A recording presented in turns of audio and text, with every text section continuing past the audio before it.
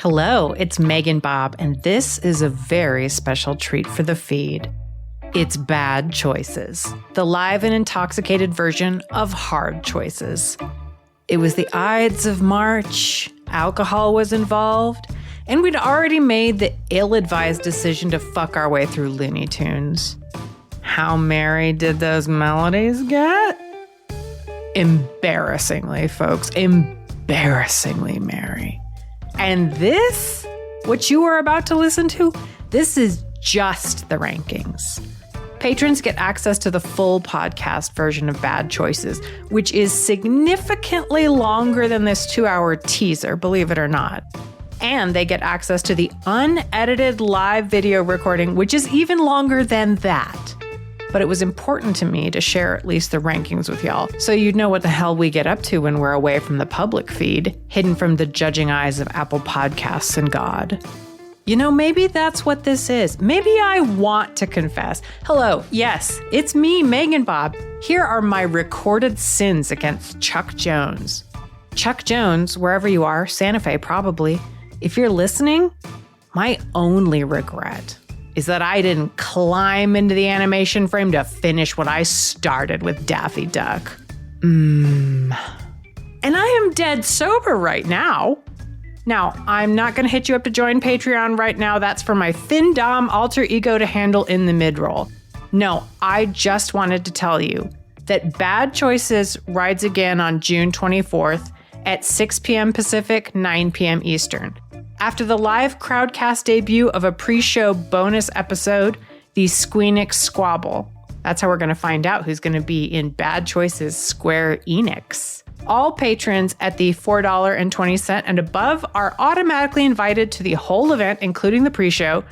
Do you not want to make a monthly commitment? Patreon stole your lover and you're too broken inside to forgive. Not a problem, babes. You can flat out buy a ticket to Bad Choices Square Enix for $6.90. Get it? Get it? Nice. You get access to both the live event and to the recording forever and ever. Amen. Believe me, after you hear what you're about to hear, you will understand what a steal this is. I mentioned my FinDom alter ego. Yes, she is going to financially dominate you in the middle of the bonus peak at Bad Choices. And she is going to be mean. I'm sorry. Listen, I wish I could do nothing all day but be nice and think about boners, but that's not the world we live in. We live in a world where the price of blueberries is out of control and no reputable grocery store will accept sexy podcasts as payment in kind. So, on a boner level, I want to give you this free sample of booze-soaked premium content. But on a blueberry level, I have to let FinDom Bob slap you around and demand your money during the mid-roll. Please know that you're beautiful, and I think you're great. No matter what you hear this voice tell you an hour from now. Not this voice. You'll know the voice when you hear it. But whatever she says, I care about each and every one of you more than I can say. You are valued, and I hope you enjoy this episode like the decadent bender that it is. And I'm sorry that FinDom Bob is going to be so mean. I'm sorry. Remember, I love you. I love you so much. It's okay. I love you.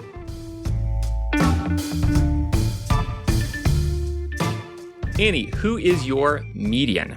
My number 11 is actually Tina Russo. She is a character designed to be a pretty good foil for chaotic idiot Daffy Duck. She tends not to be phased much, literally says, I like a project, and she has her shit together, and it's like, I would not mind being Tina's project.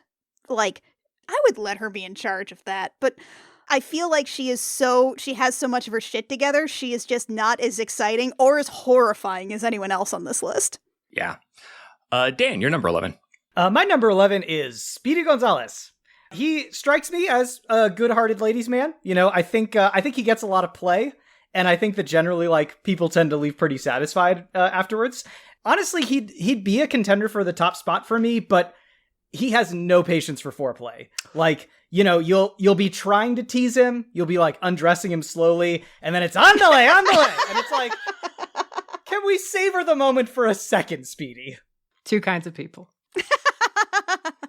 Number 11 for me is Granny. I don't think it's a sex thing between Granny and Tweety. I know that's a hot take.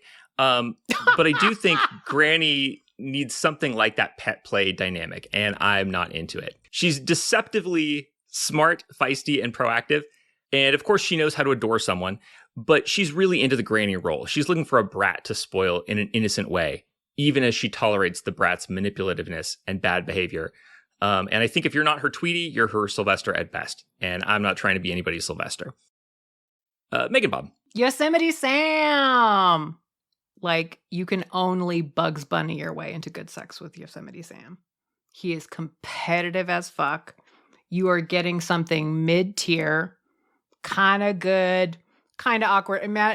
This man wears long johns. Like, it's going to be hard to get him undressed. But the moment you just say, "Oh, Bugs," done. You have set off a chain of events that you can now only hang on for. Thank God the mustache long enough for reins. Moving on to number 12, Annie. Sorry, I have to come down from the fucking mustache reins. Shit. My number 12 was Daffy Duck. Like, look, real talk, this dude has 3 modes. He's Chaos Gremlin, Smug Egoist, and Dangerous Idiot. And while I love a bisexual disaster, and Daffy Duck is like the platonic ideal of bisexual disaster, I can't explain this, but I know this in my heart of hearts. I just don't know that I want to deal with his ego. Daffy Duck is someone's perfect sub, the kind where you just like love breaking his ego until he gives you everything, but he's just not mine. Dan, you're number 12. My number 12 is Porky Pig. Porky is pretty shy and mild-mannered in comparison to, these other weirdos. And I think that he's used to being overlooked. Having someone who would actually be into him for once and isn't, like, getting pulled away by the antics of Daffy or Tweety. Like, that's going to be a rare experience for Porky. Like, I honestly don't think he would be that amazing in bed, but there is something to finding the person who often gets, like, missed or overlooked and just saying to them, you know what? You're special to me. Aww. He also definitely says that's all, folks, when he comes.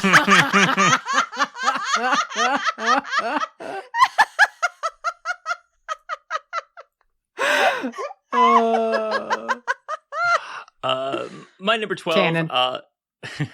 My number 12, and I guess I'll make this a big feels arbitrarily, just because it's gonna be maybe controversial. I don't know. Bugs Bunny. Bugs Bunny is a Peter Parker or Jim Halpert type, by which I mean a deeply decent person who's an asset to your life, but who has an indelible asshole nature despite being a good guy. I do think Bugs would show you a good time, would be over-the-top expressive about his horniness for you, genuinely like you, all good things. I don't think Bugs would have any scruples about trolling you, manipulating you, or putting even his most trivial preferences above yours. I would never date Bugs. As a hookup, I think the kind of night you have depends on what kind of night he's having. You got to read the signals. If his eyes bug out when he sees what you're wearing, go for it. If he calls you a maroon and an aside to the audience, walk away. And if you run into any familiar-looking hot lady bunnies on the way out, walk away from them too. Trust me. Kris, you gotta be careful, man. Like, if you keep bad-mouthing Spider-Man as a sexual partner, you're gonna summon James D'Amato, and he's not going to be happy. He will spawn magically and be like, I'm here to defend my boy. He was here the first time this happened, and it was fine. We fought more about Fozzie, because this is a weird show. That's true. MeganBob, you're number 12. Elmer Fudd. There is only one real way to fuck Elmer Fudd. You wait for him to get up the balls to ask you for sex. You get real close to his ear and you just say, no, but I'm going to go make myself come very hard and I might let you listen if you beg me enough. He will come in his pants before he gets out the first please. I am sure some people don't think that is sex. I assure you, that is sex. I agree. Shit. I mean, not about Elmer Fudd, but yes, in a broader sense. Number 13, Annie. My number 13 is Michigan J. Frog. Do I want to try sex with a mysterious immortal creature with the voice of an angel and the devil's talent for gaslighting? Yes. Could I take the bargain that if I ever tried to tell anyone else that I was seeing a frog who's so good at making me come so hard I see stars, he would make me look like a mad fool? In today's connected online world full of temptations and tell-alls, I worry that I'm simply not strong enough to really, truly do the Michigan rag. That is very brave. My number 13 is also Michigan J Frog. Hey. Oh. But from an agnostic perspective. We cannot know why Michigan J Frog sings for a particular person and not for others. And that is the one thing we need to know. Because I think possibly Annie is right. And if Annie is right, Michigan J Frog is at the bottom of my list. If that is true, this is a gaslighting motherfucker. He is the single most diabolical troll on this list of all-time greats. No one should ever dare fuck him. Except Annie, do what you want, Annie. But we don't see him blink. That's the thing. He doesn't fuck up somebody's whole life and then turn to the camera and say, "Ain't I a stinker?" After he sings, he squats down and he looks as inscrutable as any other frog. Stinker status unknown. I choose to believe that Michigan J Frog is not malicious. Maybe he's under a curse. Maybe he can only sing when he's inspired by a particular person. Maybe being observed interferes with his frog magic, whatever it might be. But given that interpretation, I think Michigan J Frog is just a regular frog who occasionally and only for you can put on an otherwise impossible performance. However, I don't think any frog, however charismatic a showman, can give me a fuck I want to have. And I am horrified by the thought of fucking a slimy little theater guy on the basis of his charisma, only to have him go dead-eyed when I come and end up with a regular frog sitting on me. No, thank you. Oh, wow. You've never been a theater kid in high school. Thank you, Annie. You took the words out of my mouth. I know, Annie. Clinks. Number 13. I believe that is MeganBob or Dan, maybe? Dan. So my number 13 is Wile E. Coyote. And this is a start of a tier of characters who are usually antagonistic. In other media, villains are often like really sexy and really compelling and everything. But like, you know, in Looney Tunes, like they're more frequently just hapless losers who like never get what it is that they're after.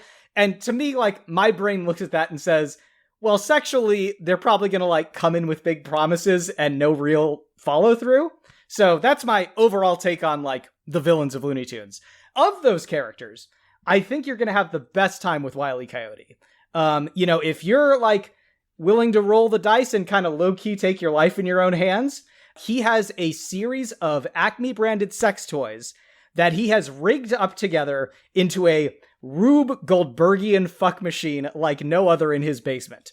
And so far, it's only catastrophically backfired on him like 70% of the time. So that's a significantly higher success rate than he has when he tries to catch the Roadrunner.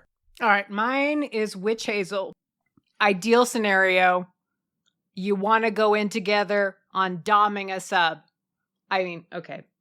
I love a sub who's a masochist, much as the next dom. I'm not made of evil schemes. I need a Cliff Notes. I need somebody else to do my evil schemes homework. She is exactly the person to like drunkenly masturbate with while you plot all the ways you're going to make your sub miserable / thrilled. All right. I believe we're on to our number 13s now, and that brings us back to Annie. Number 14. Number 14s? One of those. Mm-hmm. You know, there's a number in there somewhere. How especial was that, Kahlua? Muy. Mejor. Bueno. Oh my God, everybody's fucking high school Spanish dregs are coming out. Anybody in the chat want to throw up words you remember from high school Spanish? I mean, I could pop in with the with just an Assassin's Creed in here and just Bene. Okay. Number 14. My 14 was Marvin the Martian. Ooh. I am captivated by the question of what exactly is under that helmet and how can I put that inky void of a mouth to use. I also want to know if it's gigantic fat bird minions will be joining us. Just putting that out there. But at the end of the day, I think I have to set aside Marvin the Martian, because even if he does give me an earth-shattering kaboom, he will probably disintegrate me with a laser gun afterwards in his quest to destroy the Earth. I have to go now because my 14 is also Marvin the Martian. Aye! This dumb nerd. This dumb fucking nerd. Like, He's the worst. I don't think he's that horny. He's going to be so fucking annoyed at me. He's like, I fucked you yesterday. Will you not stay fucked, Earthling? And this is the part where he's like, You don't want to teach him how to love Earth style? no. He's a problem solver. He's going to go make a bunch of clones for himself because he's like, I know what I need. I just need more workers. We cut to the clones going on strike because the work demands are too much. And then it's just me making a face like, Holy shit, this is a whole cosmology. I love it. Bob, that was very rude of you to jump the line like that, because my 14 is also Marvin the Oh my Martian. God. We all yeah. kind of want to fuck this Martian. Yeah, just kinda. Just kinda. And, Annie, you said it. Marvin is pretty much defined by thinking that he's going to deliver an earth-shattering kaboom. Thank you. Only for nothing at all to happen. So, I think, you're in for pretty much a similar experience with Marvin, but, and this is an appropriately enough galaxy brain take here. Okay. I think Marvin is secretly a sub who believes himself to be a dom. So, if you're willing to take the dominant role, I actually think that having some of the weight of expectation and responsibility, like, taken off of his shoulders will actually open him up a lot. Is it because I sent you that fanfic? Or you were already on that train? I was, like, kind of sniffing around the area, and then I saw the fanfic, and I was like, that's it. That's what I was smelling this whole time. That AO3 is full of, like, Marvin the Martian reader who's like, oh, yeah. No, spank that little alien. It's like... It's Okay. very easy to infer because Bugs Bunny only torments subs. It's like Jefferson Twilight from Venture Brothers. He only fights Blackulas. Bugs Bunny only torments subs. And so if he's been fucking around with Marvin the Martian, you know what's up. Yeah, Bugs Bunny is your sub-dowsing rod, is what it is. I don't... No. Let's unpack that later. We'll put a flag on that. Okay. All right. So I think that only leaves me for number 14 because I did not choose Marvin the Martian. I chose Sylvester the Cat. There's a lot of fun to be had with Sylvester. He's playful. He enjoys being coddled. Yet he remains a little feral, even when he's playing pampered pet.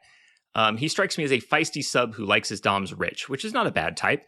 The trouble is, as much as a dangerous, wild look in the eye can be hot, you have to know when it's too much. And Sylvester does not. He gets off above all on the pursuit of destructively getting what he's not allowed to have. He would always be trying to sneak past your boundaries. And even that cute predatory smile would not be enough to make that okay with me. Maybe you could fuck him in the presence of Granny, but I also don't want to fuck in the presence of Granny. So there we go. I don't know about that. All right. But put another flag down on it. Number 15. Okay. Annie, please. I'm gonna... Can I go? Because my 15 is Sylvester. My 15 is also Sylvester. My 15 is also Sylvester. All right, Annie, you go. This is very good. This is very the good. The three of us are on a thing tonight. That's what we're I'm in so here. Yeah. All right, Bob, you. Yeah, I know. Stuck okay, You're the out most right. passionate. You go first. Because this is big Yeah, feels. do it. Oh! Okay, just between us. This is because we're friends here. I went to Six Flags, and, they have all the fucking Looney Tunes shit. I wanted a Sylvester shirt. Sylvester is one of my faves. I love him. His life is shit. I have hated Tweety with a fiery passion since my earliest memories of that bird. I would do my fucking damnedest to give him such a good time, to make him feel like a god, no matter what he did. And I would make real fucking sure I was not even faking either. Like, I might turn up the volume a little bit. Like, I might adjust some of the things, but I would for sure, like, be coming from a genuine place, because that cat deserves a fucking break. That would feel really good to make Sylvester happy. Oh no, the alcohol. Annie, I think you Okay. planted your Sylvester flag next. Okay. Bob, I'm going to apologize in advance. Sylvester the cat is an irredeemable asshole whose ambition is so weak that the biggest goal he has is eat this one bird who is mostly bones and a large skull. He does get points, though, because I am not immune to the idea of someone saying "thuffrin' fuckatash" and having that raspberry vibrate directly against my clit. Yeah.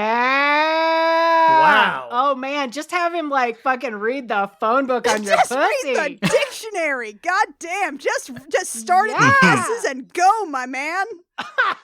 Yeah. I'll just be up here. I'll tell you when to stop. This is Galaxy Brain. Annie was the first person who discovered like the other use for the PlayStation controller. We should all Listen, Mel Blanc had so many voices, and some of them are so useful. be interesting to hear what you think of Daffy for that exact same reason.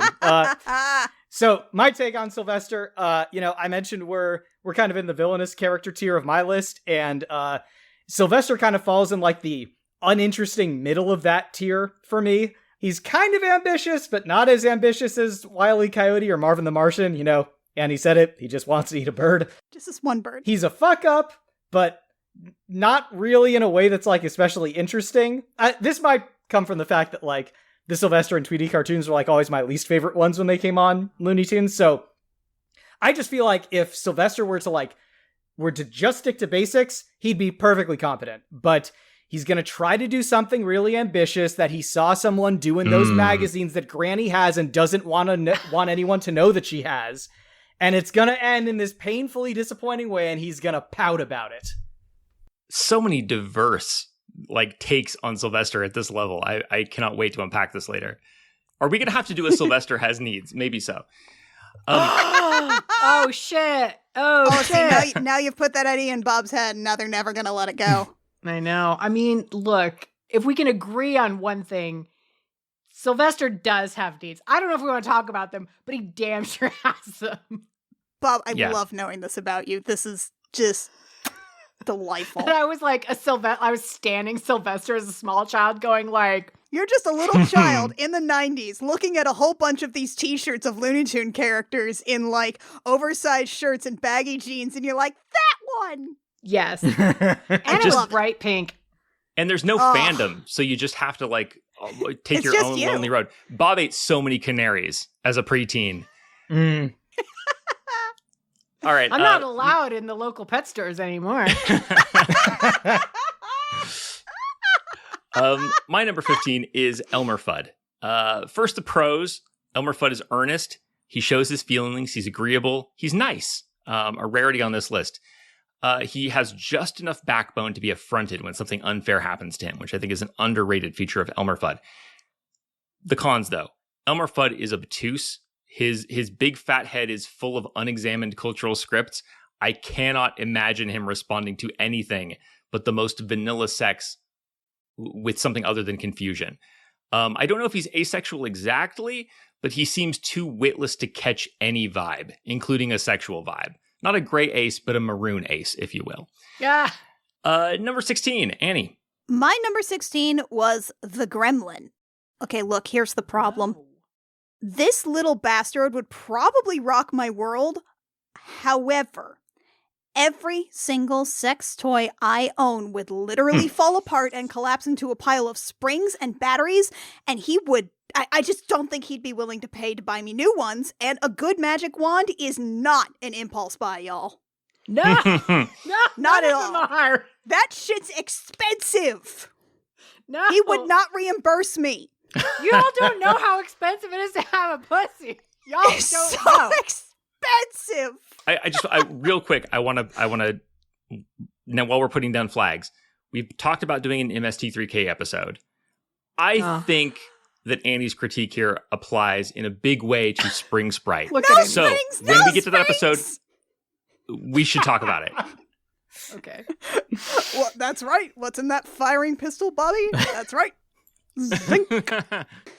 Just the smug look on Spring Sprite's face when you try to use your fucking vibrator, and he's like, "No spring," like that, and that's when he comes. That you're like, "Oh, you motherfucker!" The ultimate denial king. Oh my god! Bob gets mad when I talk about characters who aren't on the list. So let's move on now to number 16.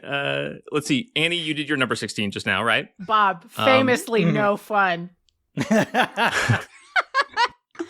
And my number 16 is a big feels because it is Daffy Duck. Oh, all right. So he sends you provocative texts all day, promising, with increasingly transparent innuendo, the mind-blowing experience that he has in store for you tonight. So you get to his place, he sets you up on the bed, and with a wink, he tells you to stay exactly where you are while he gets this new toy he's been dying to try out. He digs around blindly in the box at the bottom of the closet before his fingers finally grasp a telltale cylindrical object. With an eager, sly grin, he makes eye contact with you and displays the object proudly. You see what he does not see, that he has accidentally grabbed a stick of dynamite, fuse already inexplicably lit. He realizes his mistake and prepares to hurl the dynamite out the open window, only to find that the window is in fact closed. The stick bounces into his face just as it explodes, leaving his face blackened and his beak on the other side of his head. He slowly moves his beak back to the front of his face, and after several seconds of awkward silence says, "I swear this never happened." He's lying. It always happens. It's very good. Oh my god. Number 16 for me is Gossamer. As the urban fantasy and paranormal romance genres have shown again and again, it's possible to be 100% monster and 100% boring. That can be frustrating when it comes to monsters who should have everything going for them, like vampires and ghosts and changelings. But I don't blame Gossamer for being boring. This guy, he's like if you've ever met a preacher's kid who is big and sheltered and awkward, and he's never really done anything. He's weirdly fragile, and he's just kind of half-baked. Yet there's this edge of like uncomfortable, helpless desperation to get laid. I don't think the sex is going to be good, but even more than that, I don't think he's going to react in an interesting way to the bad sex. I think he's probably going to get embarrassed and slink away or sulk or get angry at you out of sheer lack of self-awareness. Best of luck developing a real personality in college, Gossamer. But until then, it's a no from me. Boy. Yeah, I was going to have thoughts about that. Boy. Oh, my I wasn't even 16 looking at the screen. I was not looking at your faces, and yet I Smart. could see them. Oh, Please you, continue. you are missing the real There show, was a Chris. journey. When I was a wrote it, journey. I knew. Don't worry about it. All right, my 16, Foghorn Leghorn. Every submissive instinct perks up when I hear that fucking voice. He's a blustering asshole who can be pushy, but he can pretend to be nice. And he's not that smart. Cards on the table. Love a dom who's going to make me shiver. But I also love a dom I can crawl in the lap of and say, "Daddy, I need cock now." And know without a shadow of a doubt, gonna call me princess, fuck me immediately if it's gonna shut me up. I am sure it is only B-, but it is dick on demand, and that counts for a lot. Interesting. I promised I was going to say some things tonight. Holy shit, Bob. I know, It's just- silence now. I'm thinking about through the consequences of the fact that like the sexual role you're describing here is not exactly bottom as much as like chicken hawk. And imagining watching those cartoons from that perspective is interesting. Holy shit. Holy shit. I know the chat went silent. Everyone in the chat was like, what the fuck did Bob just say? Fuck, like I like where are we now? Are we on the was that all the 16s? Are we? Oh, This is how we know we're headed for the bottom.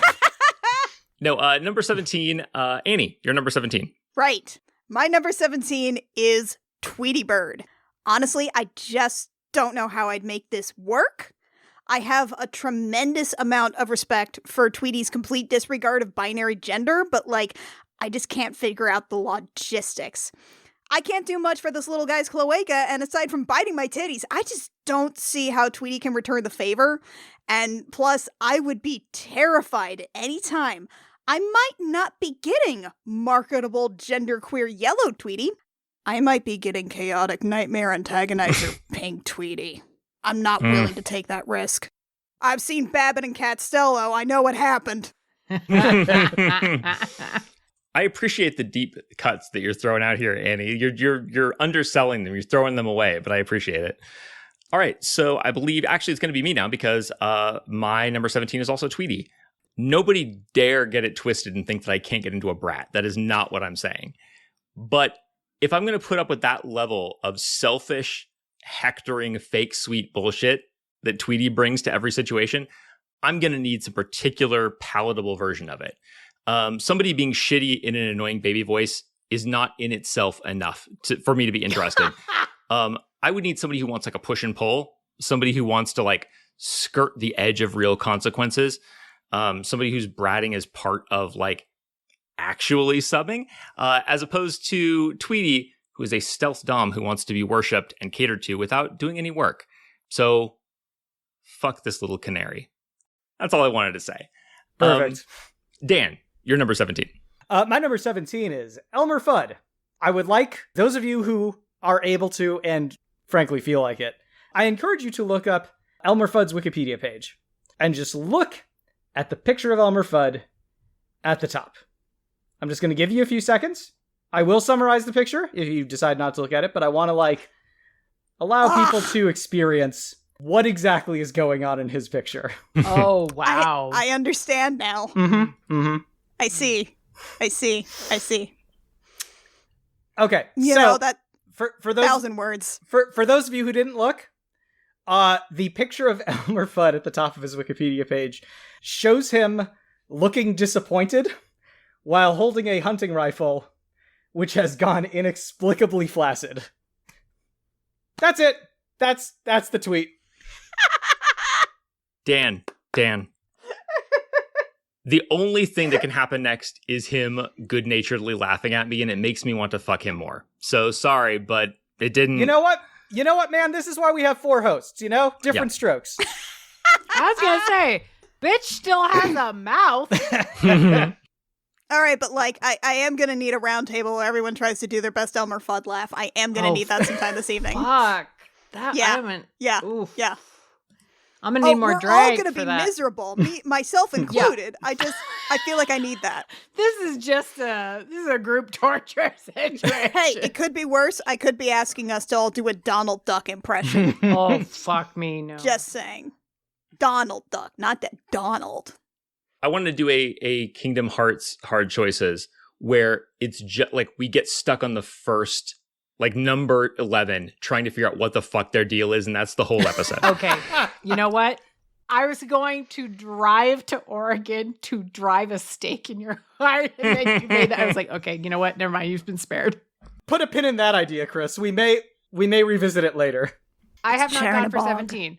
My 17, Michigan J-Frog, corporate shill with a lot of money who will spoil me rotten as long as I make the right noises and go, every time I see his dick. Fine. Kit, high-fiving you right now. He rich.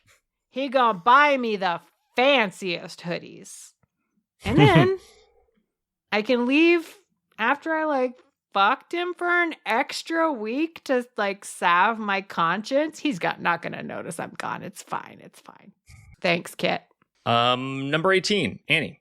My number 18 is Porky Pig. Listen, Porky Pig has absolutely nothing going on for him in his life, and he knows it. This dude was the face of Warner Brothers Animation, and he let it all slip through his little piggy fingers the very minute that Ben Bugs Hardaway drew a bunny rabbit, pointed at it, and said he thinks Porky is a buffoon. Porky has absolutely never, ever, ever recovered, and he can and will make it your problem in bed. And I don't think even the adorable way he probably stutters his way into an orgasm will make up for it. Okay, now I'm jumping in because Annie. Tell me. I know. Yes? I know. Yes? Well, Yes? My 18 also Porky Pig. Didn't give a fuck about him then. I don't now. He's sweet and he cares, but he's not a himbo, not a forever wow boobs. I really don't know if he's anything more than like a gentleman who's gonna like buy me flowers. Bitch, I don't want flowers. I want sausage. It is shockingly easy to imagine him tipping a fedora. Madam.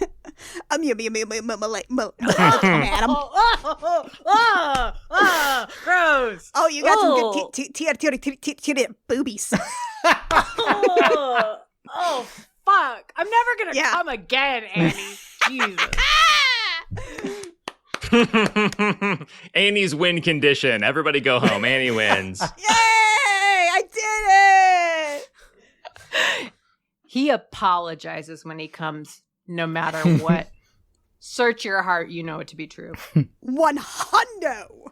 Thank you. Thank you. This is getting savage. Now we're just like, I have been dealing with this motherfucker. This asshole right here. My number 18 is Tweety Bird. Excellent. Yes, good. And this is where we leave my largely inept villains tier and go into the straight up assholes tier. Tweety is maybe the biggest pillow prince I've ever had to evaluate for this show. He is perfectly content to just lounge back and let you heap praise and oral sex upon him, never lifting a single solitary feather to assist you in your sexual needs. And if you complain too much about the situation, or if he feels like your praise is lacking, he will get malicious, and not in a playfully mean way. He will actually get nasty. My number 18 is Wile E. Coyote. There is so much misery lurking inside this skinny coyote. He doesn't seem to be happy unless he thinks he's about to beat somebody, which he never does. And that bums him out. I imagine there would be some smug manic sex if you catch him in the moment when he thinks he has it all figured out this time, but before he figuratively and literally falls off the cliff. But that's best case scenario. And I honestly need a little more attention from a partner than Wile E. Coyote can muster while simultaneously planning a Roadrunner trap. Would it be possible to dom him? I mean, I think he'd be miserable. He'd have to think he was going to beat you. And he'd only keep at it out of conviction that it would be different this time. And he was eventually going to like get the upper hand on you. Potential fun if you hate Wile E. Coyote, but I don't. I like him. Therefore, I do not want to fuck him. Oh, yeah. Oh, it's very sweet. I'm a great guy. If there's no other takeaway from this episode. Number 19, Annie. Number 19 for me, I picked Granny. Like, look, she is a lovely old biddy. She solves mysteries in her spare time. She can wield a mean umbrella.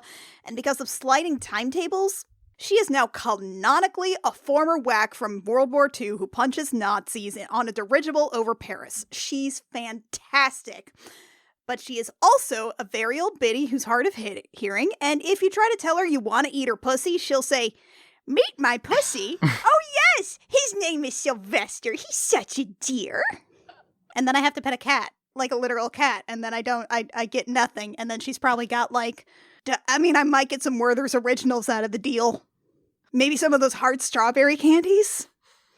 I mean, I feel bad for you, but I would watch this cartoon where you're trying to get Granny's pussy and it just never really materializes. Yeah. Yeah, it's like a Mr. Magoo style hard of hearing thing where you're just trying to tell her how much you want to eat her out, and then it just never ends up happening. I would definitely watch that. That sounds great. Warner Brothers, you cowards! Wait, Annie, was that your 19? That was my 19. Well, my 19's also Granny because you and I know. Look, this is fantastic. Look, there was a limited amount of people who had boners for this. This was bound to happen. You of all people, Bob, like she's a lady. She's a Mrs. Peepums. I know, but she likes Tweety. I cannot trust her judgment about anything. That said, we see her swing that handbag real hard, which means she's got like arms like a fucking Amazon. She can probably finger fuck you for an hour and like never break a fucking sweat. Neat trick.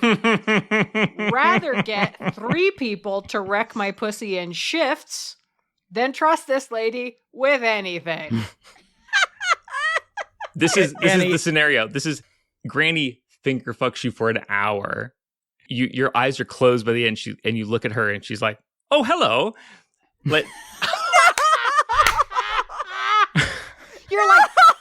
"Bitch, what did you think was happening?" No. Annie, I don't know how much you could hear, but Kit kind of lost it at your Mrs. Peepham's line. Oh shit! That was I could hear them laughing, but oh yeah, my that God. was Kit. Oh, Lucas, that's very good. I'm so flattered. Oof. Oh, the danger here is real. All right. So what was that? Number 19 for somebody? That was 19. me. I'm still up for 19. Go for it. And my 19 is Foghorn Leghorn. 2 words. Shut up. That's it. That's what I got. All right.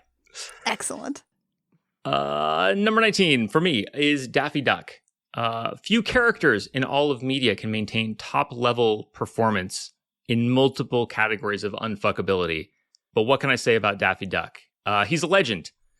He is a selfish, manic, conscience-free narcissist who thinks that bullying constitutes a sense of humor. I already hate it. No questions asked. But the way that if anyone gets the better of him, he spirals into petty, apoplectic insecurity, that is the mark of a consummately unfuckable duck. I don't care what approach you take to this horrid creep and his corkscrew dick, you're going to walk away hating him at least a little. I'll say it again, a legend. Number 19, MeganBob, I think, unless you've already gone. I did. Yeah, Okay. we're at 20 now. All right. Number 20, Foghorn fucking Leghorn. Mm-hmm. This is an arrogant douchebag who is too clever by half and is never, ever, ever invested in your opinion. You're just there to agree with him and flatter him and laugh at his terrible, terrible jokes until he slaps you on the back yelling, "Now that's a joke, son! That's comedy!"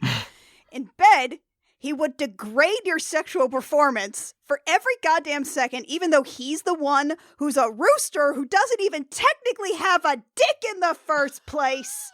And then he'd make a folksy witticism about your intellect afterwards. Fuck this guy. Like, here's the thing. You try to bring something in and he's like, "It's a ball gag, son. Try to keep up." Oh. This isn't dissuading me. Cut to backstage. Someone whispers to someone else, like, Annie had a really bad relationship with a rooster. Sure as hell didn't make me crow. Oh, fuck. Well, my number 20 is also Foghorn Leghorn. The only redeeming feature of Daffy Duck is that if you can get his goat and maybe warm your hands on his blazing indignation while awaiting the worst fuck of your life, maybe that would be something. Foghorn Leghorn has a similar mix of ego and petty spite, but you can't even get that sweet outrage from beating him at his own game because he's too far up his own ass to acknowledge when he has been bested. I would not put up with that shit for the biggest cock in the world, which he may well be. Dan. So my number 20 is the Gremlin. I normally have a limited degree of patience for the Chaos Gremlin archetype when it comes to my sexual partners. But one thing you can say about them is that if you can get on their wavelength, you can have a lot of fun with them. The Gremlin, though, is that very particular type of sadist where if he suspects that you are enjoying yourself, that he isn't actually making you miserable, it's no longer fun for him. And he'll either leave or double down on his truly odious brand of maliciousness. Yeah, my number 20 is also the Gremlin. Oh, look. Tutu An slut. edgelord. The guy who feels it's his job to do stuff the rest of us would not do because he's built a personality around it. His best effort is also categorically his worst. Mid-fuck, I'm going to go, ooh, sorry, the check engine light just came on for my pussy. Better go get that looked at. I'll be back. Bye. Fuck that little man. I also just want it to be known, as we are wrapping up the 20s, that I 100% did Google, do roosters have penises for this? Oh, you could have just added Kit in the Discord. I could have just asked which Kit. birds have dicks, Kit? Does a rooster fuck? You're fighting in the kitchen with Foghorn Leghorn, and Annie's like, hold on. And you go to the other room, and you're like, do roosters even technically have dicks? And then you smile and run back in the kitchen. Okay, I think that's it. Number 21. Annie. My number 21 is Yosemite Sam. Sam has to sit at dead last because this is absolutely a guy who spreads minion memes on Facebook filled with QAnon conspiracies, and he will 100% try to tell you about them mid-coitus as you fuck on his moldy floor mattress beneath a "Don't Tread on Me" flag. Okay? Oh, no! This is that guy. And then he will afterwards offer you, as a consolation prize for your incredibly shitty sex, a lukewarm Bud Light.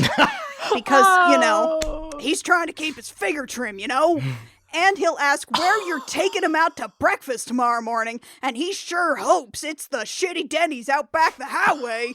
And he will not take no for an answer. There is no way this guy does not get deep into Facebook and Reddit conspiracies and have the shittiest taste in anything. Exactly. Not even the good Denny's. There's no fucking way with this dude. Absolutely not. I'm going to cut in here because my number 21 is also Yosemite Sam. This gets better and better. A raging, short-tempered, overconfident asshole does not a considerate lover make. And also, Annie, all of your takes were spot on. And to be fair, I really do try not to fall into the trap of assuming that, like, a character who holds a moral stance that I find objectionable is necessarily bad in bed, because I feel like that kind of, like, avoids what the question of fuckability is. Sure. But there was one cartoon in which Yosemite Sam was a Confederate soldier. And I refuse to believe that's a fucking one. That anyone who pledged themselves to fighting on behalf of that particular institution has a single solitary clue about how to please anyone other than themselves. That's the fucking take. That's the fucking take. Listener, I direct you to our Disney Villains episode. Let's move on to number 21. Now, I was supposed to throw to Annie with this, but I forgot to. So, MeganBob, I have to do it to you. Here we go. Okay. Tweety! It's all script. No, don't say it yet. Jesus, Bob. Okay. This is what the audience is here for, okay? All right, Chris, this is what they're here for. Okay. Who could MeganBob's 21 be? We don't know. Here I go. I'm going to do the scripted bit. Okay. This is me scrolling down to it. This is what you paid your Patreon dollars for. Scrolling. The whistling has been getting fainter for a while, but now it's finally time for our boners to crash into the bottom of the canyon. MeganBob, which tune would elicit nothing but a puff of dust if they bottomed out in your pussy like a plummeting coyote? Hot damn. Hot damn. I'm sorry I missed you, Annie, but next time. Okay, go ahead. Oh my God. Oh, I'm just happy to be here for it. Tweety! I would fuck Tweety deliberately so I could be salty about it later. This is a bottom who can't take it but wants to play rough. Like, it's fine. I truly do not have a problem if somebody's preferred way of topping is like from the bottom, as long as that's made explicit. Like, if that's what you have communicated, fine. perfectly valid way to top bitchy bottom. Mm-hmm. I am going to grit my teeth through every whiny moment of it. And then I'm going to text everyone immediately afterward, whether they want to fucking hear about it or not, Dan. Scorched fucking earth. I'm going to cut a promo on this bird. I'm going to go on cable access to talk. I feel like pushing people out of the way. Hello, I fucked this little piece of shit bird, and I need to get some shit off my tits about it. Sorry, I'm going to calm down because I have another drink I have to make after this. Bob, when have you ever texted me and received a response from me that was like, Bob, I don't think this is appropriate. I don't want to hear what you are sending to me. Like, at what point has that ever been our relationship? You know what? That's true. You know what? That's completely fair. Dan has always been extremely supportive in all of this. All right. Yeah, last one is actually bird. me. My number 21, the Gremlin. Lots of characters on this list will troll you. This is a step further. This one will grief you. The Gremlin deliberately ruins everything. His success rate is near 100%. I question whether you can fuck the Gremlin, because I think if he wants to fuck you, the way he gets off is you never quite being able to fuck him. I think he just wants you to try. I guess in the narrow case where the Gremlin wants to ruin maybe something else and fucking you is the best way to ruin it, then he might fuck you. But even then, I think, the optimally destructive sexual encounter is rarely going to be the optimally enjoyable one. Yeah, the Gremlin, it's basically like fucking death itself, which on another list might not be 21. But here, we have other good options. We don't need to settle. Yeah, wait for the Major Arcana episode to drop later this month. All right. I, for one, am shocked at how unfuckable some of these vicious cartoon animals turned out to be. Those of you who are listening to the podcast right now, rather than watching the video version, won't be able to see this. So just let me whip it out right now. As you can see, my boner has literally been squashed into a limp accordion shape. It's just comically hanging there, making out-of-tune wheezing sounds. Fortunately, for all their faults, cartoon boners have unreal refractory periods. We're going to take a short intermission. I'm going to reinflate my accordion dick with a bicycle pump. And when we get back, I'm going to be ready to talk about all the sexy Looney Tunes whose shorts I would love to feature in. We will see you then. I also saw a question, how long is the recording going to be? I would say at least another 2 hours. I know if that's too long for some of you, I understand. You're really getting the Hard Choices recording experience when someone's like, sorry, how long is this going to be? Okay, all right. I'm going to silence my mic so I can go probably fall over in the kitchen. If I don't come back in 10 minutes, somebody send the dogs after me. All right, see you back in 10. All right, 10 minutes.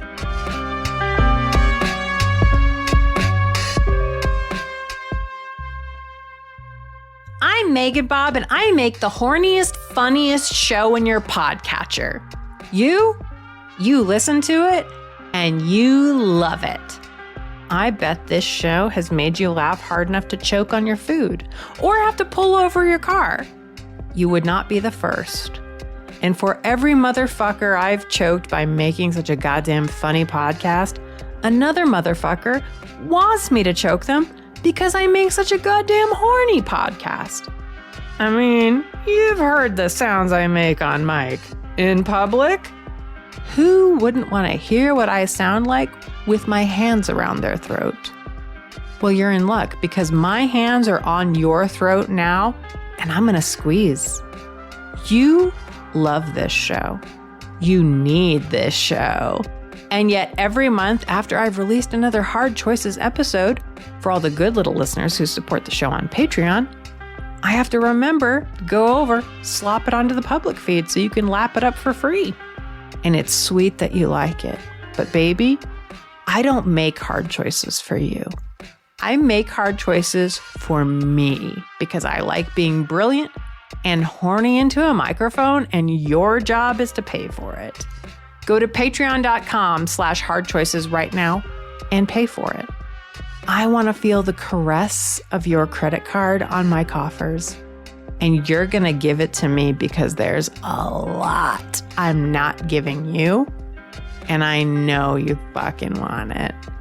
How does it feel to know I've got 14 hours of bonus content on Patreon? And that's not even including the live stream from Bad Choices, where patrons can watch me and 3 other hosts devolving into sweaty, horny monsters. Not to mention reading actual fanfic pornography and doing the voices. Sweetie, if I put a pair of earbuds on you and played you all the content I already have recorded and edited and waiting to be consumed on Patreon, you'd come in your fucking pants. From laughter. But I'm not going to give you all that delicious content that I made because I don't want you to have it. I don't want you to come in your pants from laughter from anything. There's another hour and a half of this very episode of Bad Choices, and I could put smiles on so many perverts' faces by putting it on the public feed. But I don't want to make you happy. What I want is for you to go to Patreon right now and give me your money. I need editors. I need sushi burritos. I need luxury hotel rooms. I need massages. I need allergy medication for my fucking congestion. Baby needs money for that top shelf shit. And when you give it to me, then you get more hard choices. Because hard choices is also top shelf shit.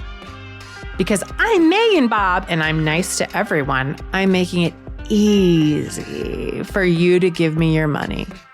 Go to patreon.com/hardchoices. Now sign up for the $1.69 tier. That's it. That's literally all you have to do. Now I get your money and you get all those bonus episodes you're thirsty for. Plus, you get access to the Discord so that you can hobnob with me and the rest of the Hard Choices community and feel deliciously special. Or if you want to approach the queen of horny podcasting with a gift and not just your horny surf tax, you can sign up for the $4.20 tier and get access to the whole Hard Choices Discord, plus automatic registration for live Bad Choices recordings, including the upcoming Square Enix Bad Choices recording at 6 p.m. Pacific, 9 p.m. Eastern on June 24th. On top of all that, I've got Weird Choices Sports with Miles already recorded and Weird Choices American National Landmarks to be recorded with Neil. And after you gobble those up, there will be even more horrible, wonderful content coming to the Hard Choices Patreon to keep your boner strong and your wallet open for months to come. You can listen to the rest of the podcast now. I'll send out your sweet, adorable, easygoing, regular MeganBob for the outro. But don't you think for 1 second I'm done with you. I'm done with you when this podcast has a secret sex club on the fucking moon. Oh, and enjoy the rest of the episode. You thought it was nasty before. Lay down a fucking towel now and save yourself the trouble later. Mwah. Love you.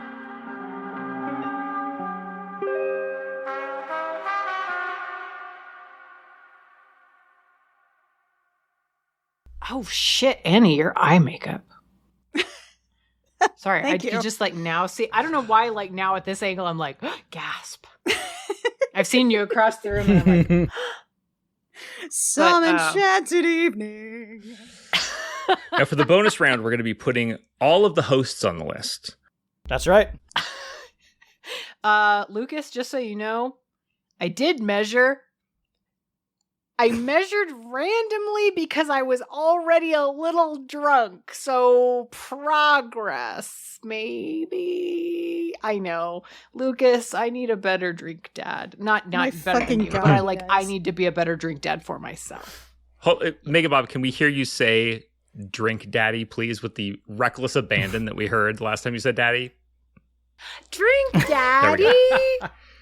Oh. All right. We're gonna. Yuck. Yuck. No, I meant that. The eternal struggle of yuck and yum continues on the Hard Choices podcast. All right. We are switching to a different order for the top half of the list. It's going to be MeganBob, me, then Dan, then Annie, unless somebody picked the same person as someone else, in which case all order is out the window as per the whims of MeganBob when they set this cursed podcast up. So, MeganBob, please start with your number 10. Big feels. Wile E. Coyote. Okay. Awkward overachiever. Okay, there's a procedure. Immediately remove him from his regular environment. Wear protective eyewear. There will be cum in your eye. Freestyle it for his first orgasm. Doesn't matter. Do whatever you like. Follow your heart. You're just trying to get him to calm the fuck down. That is your only goal here. There. You have dealt with the initial threat of cum in the eye. You're safe for a little while. Now, you can initiate the, all right, you lone wolf motherfucker. How about we make a plan together about what we would like? But I want to emphasize what the real problem is here. Roadrunner don't want to be caught. I ain't hard to catch. Now he can turn all that fucking attention and huge brain to me. I love Wile E. Coyote so much. It's extremely smart. I appreciate the perspective of someone who's fucked so many feral cats on the show. It's very, very prudent the way you've decided to approach this. I'm next, and my number 10 is Mark Anthony. I like the trope of the tough guy with a soft spot for a kid or a cute animal, whatever. Mark Anthony is just like the wrong brand of that for me, happens to be. I like the protectiveness. The softness of a tough guy can be hot, but the way Mark Anthony acts as Pussyfoot's enforcer, it seems like bullying to me. Like, I'm not a fan of the guy who goes into every situation aggro about how somebody might pay attention to his spouse or his kid. That is just selfishness in disguise. And I think sex with them would have a similar vibe. And then on the softy side, Mark Anthony is the anxious cuddler type. If Mark Anthony were in love with me, I would live in fear of having a cough around him, lest he make me eat a bunch of soup and try to make me a doctor's appointment. I like being taken care of, but I don't necessarily like being worried about mid-fuck. A word of advice to anxiety-ridden lovers everywhere. When you fuck somebody like they're a fragile kitten that you're trying to save, like you're trying to usher them across a freeway, that may not be as comfortable a fuck as you're trying to give them. That's all that I'm saying. Dan, you're number 10. So my number 10 is Gossamer. I mean, he's big, he's strong, he's fun to cuddle with. He has a soft and somewhat silly core. All this is good. He does lose points, because I don't think he takes off his shoes under literally any circumstance.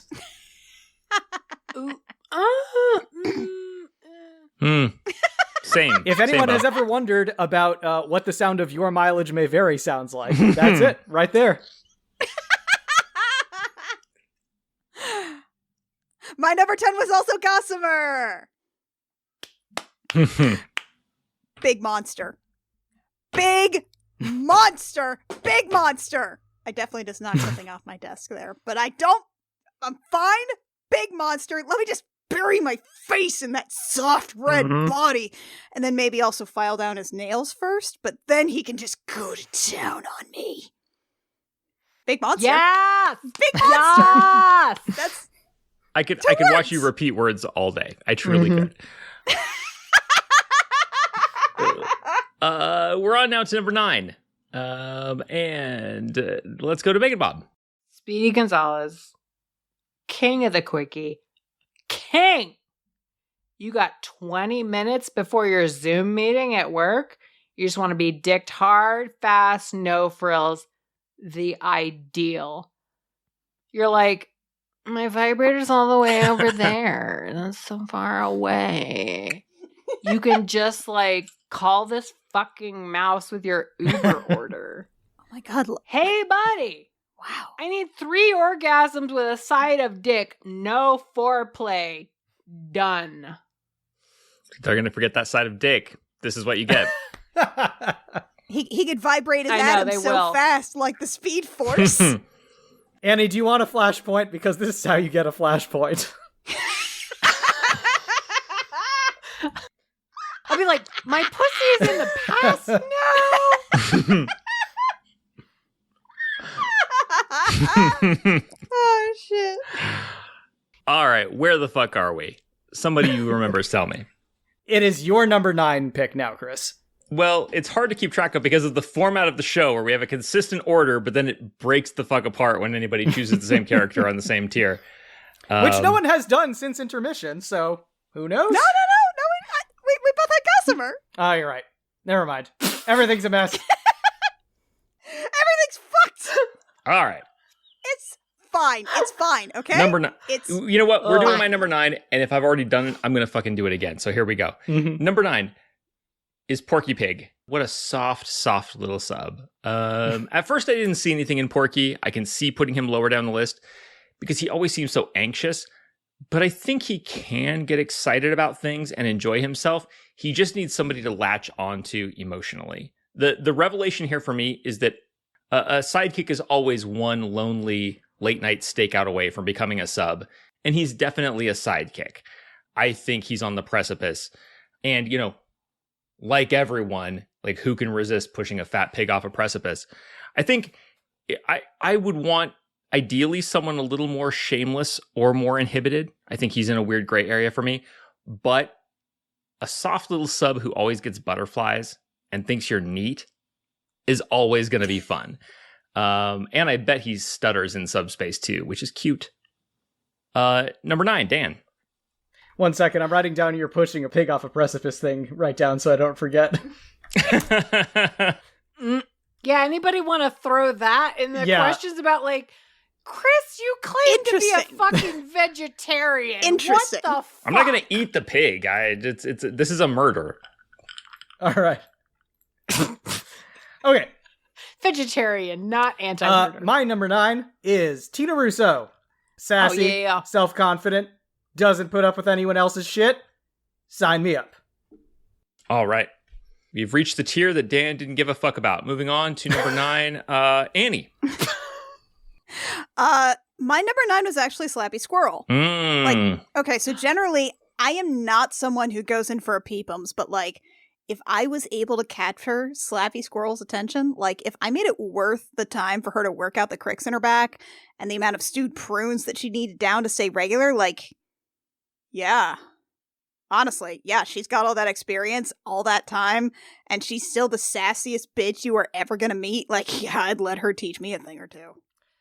Yeah. Yeah. You're the first person to mention Slappy Squirrel. So that's interesting. So everybody else is gonna be, like, way higher on here, and I'm excited to hear it. So, we're moving on to number 8, and I'm going to go first because my number 8 is Slappy Squirrel. Mm-hmm. There it is. Ruining Kris Newton's day. Sassy, self-confident, doesn't put up with anyone else's shit, and has decades of experience. Sign me up. Yeah. Legit. All right. We fucked up the order of the universe for that. Thank you, Dan. Yeah, anytime, bud. Number 8. We're doing it. We're on the 8s. MeganBob, number 8. Bugs Bunny? Okay. In Extraordinary League, we had a rule that was you could never play a character who is more powerful than Superman. We often talked about the fact that Bugs Bunny functionally is more powerful than Superman, or is at least like, well, actually as powerful as Superman, I think was the rule. And like Bugs Bunny is on that tier. He's a trickster. Like, that's so fucking dangerous, but also the ultimate in role play. You never see him like dressed the same way. And then also in Duck Amuck, whenever Daffy Duck is wandering through the cartoon and things keep changing and the animator is changing it. And then you realize, I took a poetry class and we talked because there was a poem about it and it was a whole thing. I'm very English major, I want you to know. At the end of it, you find out that Bugs is the animator. And there's something so extraordinary in being with somebody who is that powerful. And I get shark eyes off of Bugs. It is flat black. You do not know what you are getting at any point.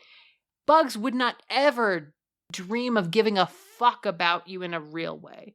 I mean, in the sense that he's like, he cares enough to like be his own version of a good person, and that's it. But there are risks in life.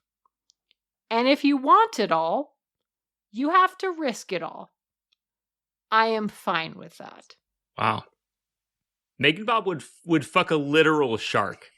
And it's hot. I'm just going to say it. Sorry, who among us was arguing to include the shark from Jaws in the monster movie episode? It was me.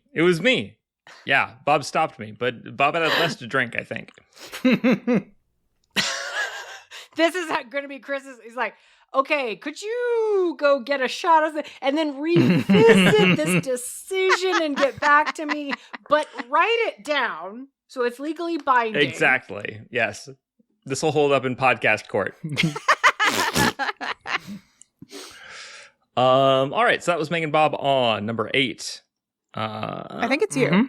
Is it me? Yes, okay. It is. The people have spoken. It is me on number 8. And my number 8 is Tina Russo. I'm into Tina. I will follow a funny, clever, unpretentious personality straight to the bedroom. I do not need a sex partner to be cool or skilled or sophisticated or anything. If I like them and think they're funny, it's only a matter of time before I start to wonder if I could relate to them in a deeper way. Like doggy style or whatever.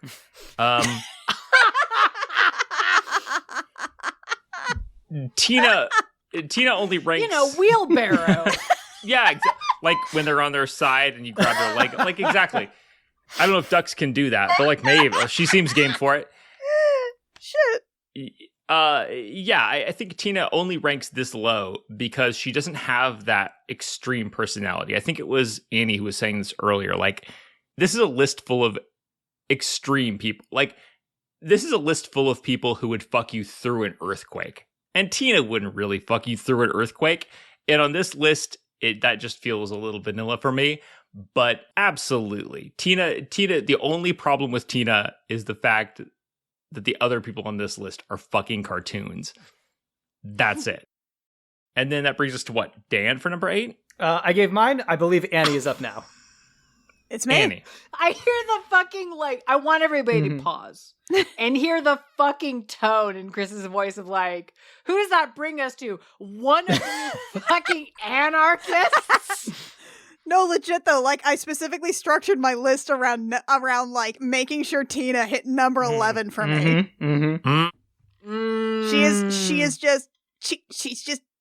She's stable. Yeah, exactly. Yeah, she a real person. You don't get more stable than someone who works at a copy store. Exactly. And like watches her sister's kids on the weekend. Like, yeah, it's almost like the option here on this list, because the stakes are so high. It's like dynamite where I want it to go, or dynamite where I don't want it to go. And in the middle, it's like, Tina, no dynamite. Yeah. Oh my God. I feel like you've just completely encapsulated the whole episode in that one statement. That's great. Okay. So my number 8 is Speedy Gonzalez. He is the fastest mouse in the world, and like normally you would think that would involve a very unsatisfying like wham bam thank you ma'am. But honestly, like looking at Speedy's track record, which I don't know if track record is a joke, like a pun, because he's a speedster, he goes very fast. I'm not going to worry about it.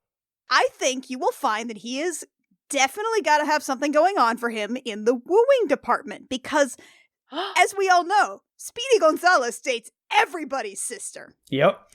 And like, honestly, I would love to be the one to force him to slow down just because of how riled up it would probably make him. Like, this is a dude that you can drive up a wall with a scenario in which you are an agonizingly slow tease and he is not allowed to pick up the pace. Tell me. Oh my that wouldn't be the hottest fucking thing. That is exquisite. Holy shit, are you fucking selling me on, like, that one Billy Joel song? I don't know from Billy Joel songs, but maybe. Like, only the good die young, and you're like, here you are, the, like, demure, Catholic mouse. And he's like, oh, hey, baby, I'm a wow. like speedster. This has suddenly become very intersectional. I don't think we want to go here, but whatever is happening here is hot. But this is a whole you're world building for me right now, Bob. Fuck me. This night's the best thing I've ever done in my goddamn life. Cheers. Let's see. So that was number 8, and that was Annie, and that means we're on to number 7. I think Annie's last one. Yeah. Mm-hmm. Okay. Mm-hmm. Yeah. All right. So that means MeganBob is first for number 7. Lola Bunny. Fuck. You know how nasty basketballs smell? Because they're constantly handled indoors with sweaty hands, and it's disgusting. Oh shit, the sapphic jock angle. I want to devour that fucking pussy while she is sweating and reclining on a pile of basketballs, like in the little basketball, like the holding pen that you keep, so they don't escape. Oh, fuck. I am so nasty for jock girls. I'm like, put your sweatband in my mouth, baby. I know, I'm winning a lot of friends here in the chat. Yeah, for sure. There's somebody on their computer right now holding a basketball, like, oh my God, I'll shoot my shot. Finally, Oh it's my time. Anna is coming for me. Oh, shit. No, I know. I'm nasty. I know. But fair. It's why we love you, Bob. I'm going to go ahead and jump in here because Lola Bunny is also my number 7. And she strikes me as one of those people who has had so much sex that the act of lovemaking has kind of like lost its novelty a bit.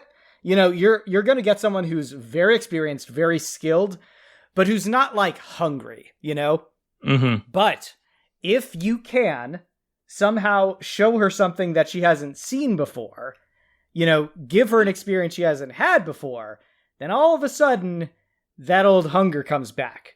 She comes to life. She remembers what it is that she used to love about sex, and that's when she gets passionate again. Interesting. Fuck, I don't think I got that. Do you think that you're gonna like reignite this for her? Do you think that you are what's been missing from Lola Bunny's sex life? So okay, whoa, put that. You want to put that and let's unpack that, or you want to just start shit now? Let me start shit now. Just, yes or no, and then we can later we can unpack it. Okay. Wait, whoa! Hold on, I want this on the record. Where the format man would like to start shit now. Okay, you have joined us in the anarchist pit. I just want to say you have gotten your anarchist card. You are now among us. Join us in the you trash must own pile. that you are, yeah, you're in the trash pile now. That's fine, but I want it known that you are in the trash pile with us. That is fine. Okay. I will keep my response reasonably There's short. some lovely filth down here. In response to your question, do I feel like I'm the one to do this? I don't believe I would on my first encounter with Lola. Maybe not even in my first couple. But I think that like once I kind of catch on to what her deal is, I feel like there's something out there that could like light her fire again. Then I would go on an epic quest, travel to Tibet. I would inquire of all the sex gurus scattered at the 4 corners of the world, and then I would come back, and I'd be like, hey, what are you doing tonight? Fuck! Yeah. You gonna do the shoulder touch? I'm just like, Hey. Hey. That's right. look at you taking a sex gap year. I'm Yeah. proud. Yeah. Unfortunately, the strain of this has caused all numbers to leave my mind. Will someone please remind me what number we're on? We are now 7. I would love to hear your number 7, Chris. Yeah. Chris, There we go. I mean this as a genuine question, not as an underhanded diss. Seeing that I am now tracking the rankings, would you like me to take over guiding the proceedings, seeing as I can look and see who needs to go next? I'll continue to get it wrong. Thank you. Number Awesome. 7 Go for for me is Marvin the Martian. On this podcast, I'm always the one pissing on other people's parades about the fantasy of breaking through the ice, getting passion out of emotionally unavailable characters. Never has a parade been easier to piss on than this one. Marvin the Martian has routinely maintained his veneer of polite contempt with occasional breakthroughs of moderate indignation through crises of interplanetary scope. If you get off on being harumphed at for failing to do exactly what a clueless dom tells you to do, we're there. Like, that's fine. That's great for you. However, I'm not going to piss on this particular parade because Marvin's aloofness comes from a place of impersonal superiority. He's one of those guys who thinks of himself as tough-minded and dispassionate, but as soon as he has skin in the game, it's going to be laughably easy to get under his skin, and that is going to be so much fun. Anybody who thinks that this Martian is a dom is wrong. He just needs to be broken down, and I think I'm the man to do it. Mm-hmm. Number 7, please, whoever's next, step up. All right. Settle in. Number 7 is the Tazmanian fucking Devil. Also, first time appearance on the list. Yep. All right. So, like, here's the reason that he did not rank higher for me. I know that we're all suspending our disbelief here when it comes to, like, sapience, but out of everybody, Taz is the one whose sapience I question the most.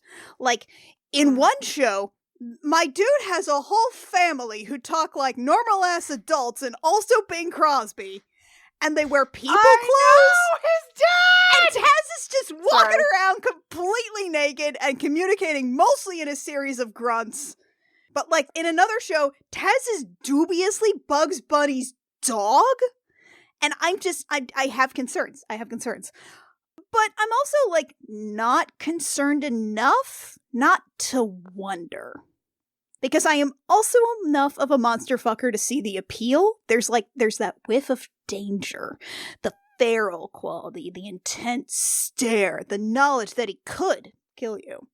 But instead, he just wants to fuck you so hard with such intense ferocity at such a velocity that maybe he tears you apart, or maybe he tears you apart.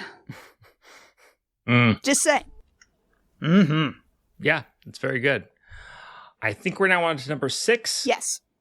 MeganBob. Daffy Duck? I want to make Daffy come when he wasn't ready to come. And I want to hear him say, "Of course you realize this means war." Yes, Daffy, I do realize. And I hope you realize that my pussy doesn't follow the Geneva fucking conventions. You've never fucked someone you love so much you want to bite them, or you wanted them to pin you down, make you come until you cry. I don't know what to tell you. This is not a game of fucking checkers. And Daffy Duck gets that. Jesus Christ. I know. I'm a fucking genius. We've gone Holy nuclear. shit, Bob. You really are. Yeah. Mm-hmm. And that's my number 6. Thank you, people in the chat. Thank you. You're validated, Bob. Take no prisoners. I'm like leaving a fucking, like there's just skeletons in my wake. You are the Judge Doom of tune fucking. Daffy Duck just stumbles out of your bedroom with like that ringing sound from Saving Private Ryan. The red light district of Toontown. Sorry, baby. All right. Number 6, I believe that's me, and that is Lola Bunny. Lola Bunny's characterizations are all over the place.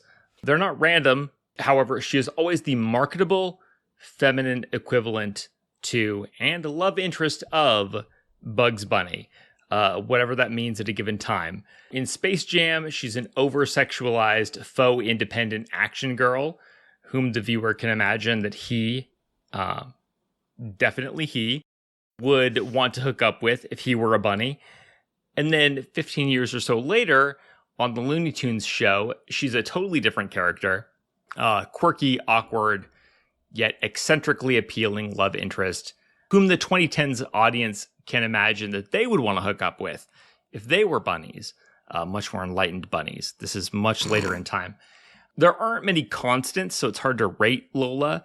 we have the constant that we need, which is that whatever fuckable, likable femme archetype is current, that's who Lola Bunny is. And you know what? Say what you want about the flavor of the week, but it's usually a pretty fucking good flavor. Dan, who is your number 6? So my number 6 is Mark Antony. We see him being like, he's such a kind and patient and caring sweetheart to Pussyfoot the cat. And like, that's exactly the kind of partner you'd get out of him. Now, that does mean I would put him at the top of my Mary list. This is a fuck list.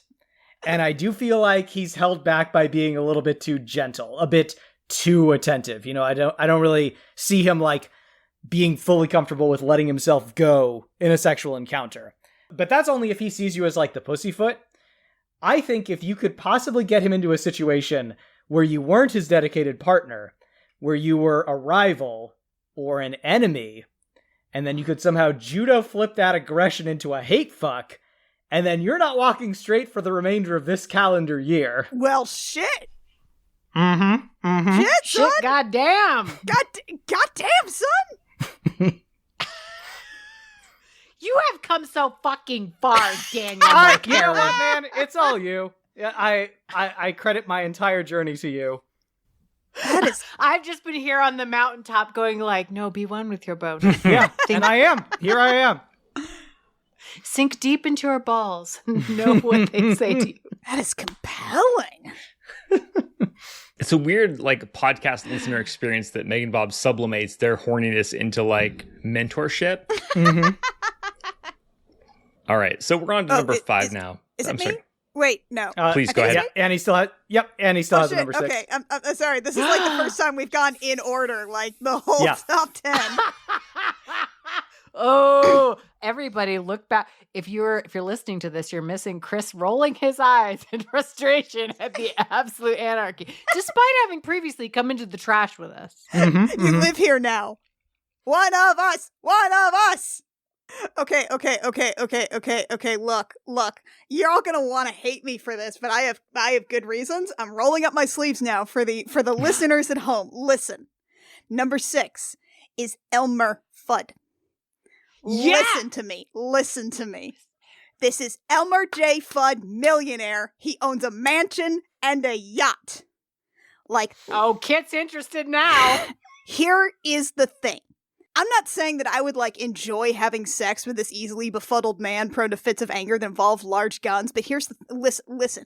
I wouldn't have to have sex with this man. Because this is a lucrative opportunity to secure myself a sugar baby position, because this man will literally fuck a good grilled cheese sandwich. And I can make a good grilled cheese sandwich.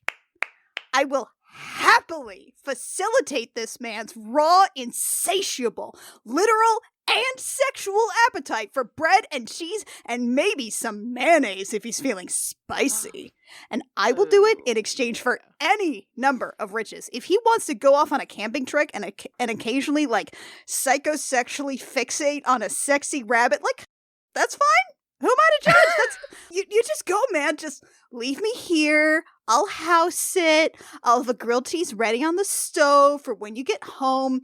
I am happy to be part of this kinky relationship sandwich that features a literal sandwich. I will be metamors with a grilled cheese sandwich. Sign me the fuck up.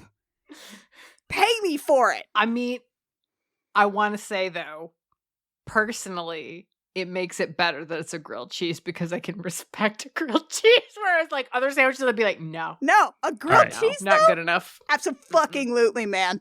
Now, Bob, please, will you shut the fuck up for a moment? Annie. I want to know about, like, is there truly, like, while you are making Elmer Fudd the millionaire a grilled cheese sandwich, is there no sexual gratification in that for you? Isn't that, like, I'm asking. I want to know. I mean, there's a certain satisfaction to be found in a job well done. I think I can feel like, look, cards on the table. I'm a flavor of asexual. So personally for me, it's like, I can be gratified that he is sexually gratified with his sandwich. And like, if I am the person who facilitates that, then like, absolutely, I will feel like pleased with myself. And then like, maybe I'll just go like Jill off later, read some porn on my phone and just like have a nice time while he just gets nasty with the grilled cheese sandwich. It's a comfortable living arrangement. It's a sexual encounter with no actual physical contact occurring. Exactly. Or verbal Chris, contact. it's the sign of a healthy ecosystem. And this Right, is Elmer right. Fudd we're talking about, so I don't gotta touch him. Yeah. And that works out for me. I believe that Annie was the last number 6. And so we're moving on to number 5, which means we're on to MeganBob. Tina Russo. Nice. Long-term relationship, but dirty fuck. She's practical. She's a problem solver. She puts up with Daffy's bullshit. She's willing to be honest about shit. I don't get like huge, especially horny vibes off her, but she ain't prissy. She's like that good. We've been together like a long damn time, and sometimes mid-conversation you're like, dishwasher, laundry, like, oh, what are we doing this weekend? I forgot. And it's like, I feel kind of horny. Do you want to fuck? Ooh, yeah, that'd be real nice, actually. My back's killing me from work. Can you do that thing with my knees over your shoulder? I promise I'll scream for ya. And when the cops show up, I'll say, I'm sorry, officer. His dick's just that good. Oh, fuck. No, put a ring on it. There's two kinds of fucks. The when the cops show up and the if the cops show up. And yeah, Bob is a when the cops show up. I was going to say, if you're doing it wrong. This is Looney Tunes, and we're in the top part of the list. I think basically all of these are when. Let's see. Number 6 for me is... We're at number 5. We're at number 5. All right. Here we go. Number 5. Yosemite Sam. Yeah! I didn't want to put him this high. There's something about an unsinkable ego. That's the thing. Like, this little guy is going to fuck you so hard for so long, and yet, when you get bored of that, you can pin him down and do whatever you want to him, and his reaction is going to be the best of both worlds. He may cry, he may huff and puff, but he's definitely going to go back exactly where he was, to the same level of rootin' and tootin' that he was before. Because, you know what? The false conviction in him that he is a real tough guy will not die. Confronting him with his limitations only makes him more adorable. I just, for the longevity, Yosemite Sam. All right, man. All right. Good on you, man. Someone's got to take him. Yeah. No, you know what? You're brave. You're speaking your truth, and I'm proud More of power you. to you. Yep. More mustache for me. Please continue. Yeah, next up is me. My number 5 is Witch Hazel, who is into some dark and kinky shit. If you're into being shamed, being dommed, and engaging in some intense roleplay with actual shape-shifting magic potions involved, Witch Hazel is a goldmine for you. She knows exactly what she wants and has no hesitation in demanding exactly that from you. Okay. Okay, is Dan convinced he's going to survive the encounter, or is this I'm just... if he dies, he dies. Listen, yeah, where they're just like, this could be a death fuck, and you're just kind of okay with it. If I just want to, we don't have to get into it now. I'm not going to be a Chris about this and get into let's unpack that now. All right, fair. Chris, Wow. known rules scoffer Kris Newton. Known Yeah. anarchist. I think criminal. Shirker of the format. you're right. This is not the place to talk about whether we're going to die, but if any of the other hosts are too much of a coward to address that, I would love to address that when I get to Witch Hazel. For now, though, let's go to number 5, Annie, I think. My number 5 is Lola Bunny. Like, I'm pretty much basing this exclusively off the Lola Bunny from the Looney Tunes show because, like, here's the thing about Lola. She is bananas. Like, she is a danger to herself and others. And do you know what that makes her? Do you know what that obsessive streak makes her? She's a yandere girlfriend. She's the yandere, but wacky. And honestly, I can see the appeal of a wacky yandere girlfriend. Like, I like the appeal of a woman who terrifies me, who might kill me, also considers me her sole focus, and instead of, like, killing me, maybe she would just hit me with, like, a banana cream pie, but not like a sexy banana cream pie, just like a literal pie. And, like, I mean, and the wacky part is important. Like, she is also liable to completely forget my existence if I'm out of eyeshot for too long, but, like, while I am her focus, yeah, I can get behind a yandere wacky girlfriend. It's almost like you've built up a lot of your brand playing dating sims or something. Almost. You'd think. MeganBob, you're number 4. Slappy Squirrel. Excellent. Fuck me. She's old. She's cranky. She's got opinions about what she wants and doesn't want. She is not impressed with much. You can actually talk to her about the fuck you want.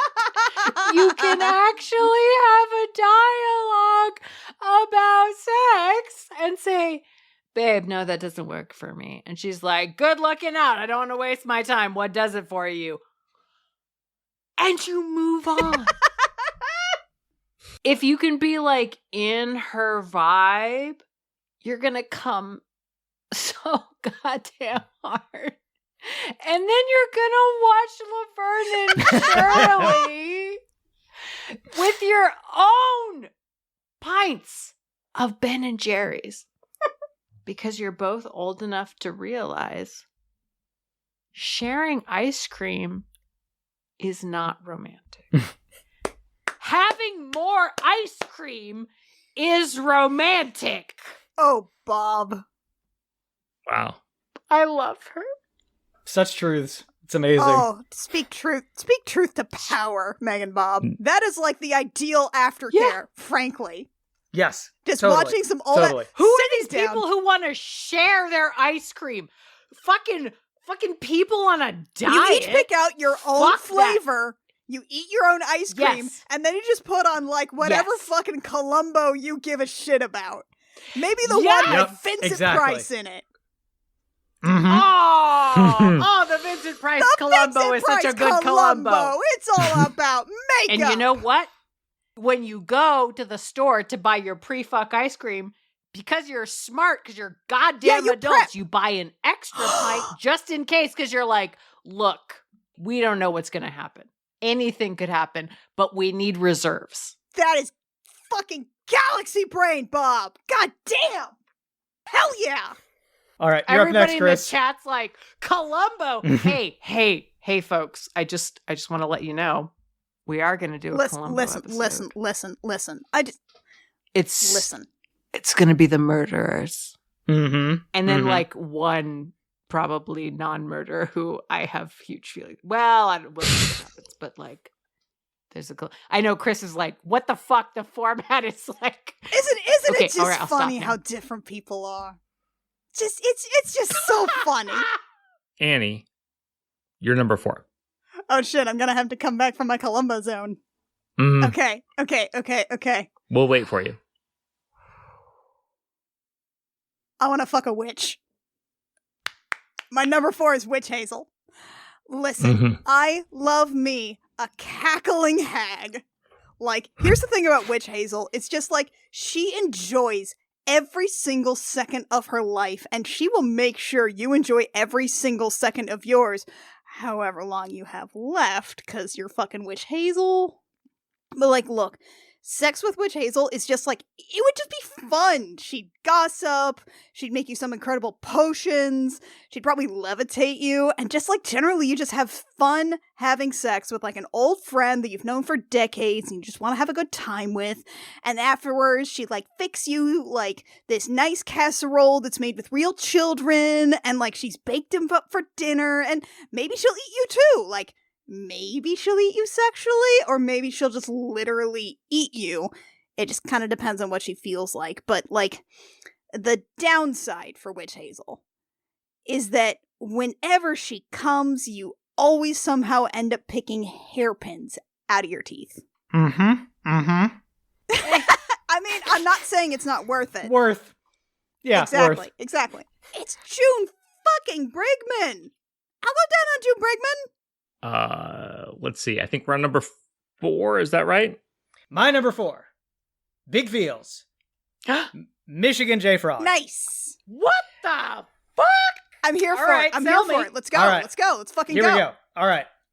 When the two of you are out and about, hanging out with friends, he's a complete bore. He sits there, staring out into space, not contributing anything to the conversation. Okay. Mm-hmm. Your other friends take you aside and they say, "Hey, does this guy like hate us or something? Like what's his deal?" And you say, No, he's just like this." And they look at you, you know, they're a little confused and they tentatively ask, "Why are you with this guy? Like, what do you see in him?" And you don't answer immediately because your mind is already flashing forward to what's going to happen a few hours from now when you and he finally come home. The door closes behind you, and he immediately picks you up and carries you to the bedroom, somehow undressing you while he carries you and tap dancing at the same time.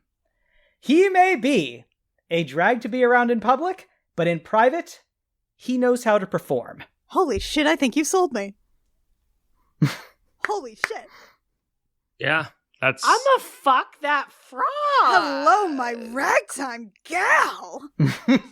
So, once again, I've lost track of numbers. However, I believe we're on number 4, and I believe that it's me now. Number 4 for me is Speedy Gonzalez. Who doesn't want a sex bro like this? Speedy is just this fun, decent, laid-back guy who's got his shit together. And, therefore, he has time and inclination to mess around with whoever catches his fancy. Here's the thing. The corny joke is he might be fast in other things, too. I personally have never heard of anyone in real life make a complaint like this. Like, if you watch the 100-yard dash at the Olympics, you never hear the commentators say, like, "He sacrificed so much for this event, Jeanette. His coaches say that he can only fuck his wife at full speed and for just under 13 seconds. What a fucking sacrifice." If your man lasts under 13 seconds, it's not because he accidentally overtrained. It's because he's more concerned with his ambition than he is with enjoying what he has, which is not a problem that Speedy Gonzalez has. He loves what he has. In fact, the only reason he doesn't rank higher is because he lacks the hedonism and reckless feistiness that a lot of these characters have. He's going to gently mess with you or whatever, like a bro, but he isn't going to really fight you about anything unless you're like starving his village. And if you invite him to spend the night with you, he's going to walk and not run. And, that's going to hurt coming from Speedy Gonzalez. All right, is that it for number 4? I think it is. I think so. That's it? Yeah. All right. This is now a democracy. Number 3, MeganBob. Hopefully. Mark Anthony. Daddy. This is for reals, Dad. This is take real good care of you, Daddy. This is put up with your shit, but also set boundaries and keep you safe, Daddy. This is Daddy who, after making you scream his name and still floss your teeth, you can curl up with and say, "I love you, Daddy." and he is going to get so hard for you. But he's also hard for taking care of you. Get you a daddy that is horny for kissing you on the forehead and wrecking your shit, people. Yeah. Look, MeganBob is so right that I have no idea who's next. Dan, maybe? My list says it's you, but we're in the anarchist wasteland here. So. Please, go ahead. Yeah, you got it, bud. My number 3 is Bugs Bunny. There's a lot to say about Bugs as a sexual partner. He's slick. He's funny. He's like clearly into experimenting with like transgressive gender stuff. Mm-hmm. He strikes me as this like kind of quietly confident, like nonchalant dom. I think the thing that really like works for him though is his competitiveness. Like in any other character, the need to constantly feel like you have to come out on top would work against you. But Bugs has such a sweet and playful disposition most of the time that I think if you can like compete with him to the point where you push him to where he looks you in the eye and says, as Bob alluded to earlier, of course you realize this means war. You are in for the wildest night of your life as the two of you compete to see who can make the other come more and harder before the sun comes up. All right.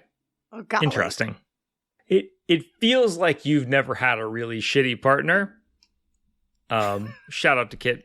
But yeah, we'll continue. Number 3 for me is the Tazmanian Devil.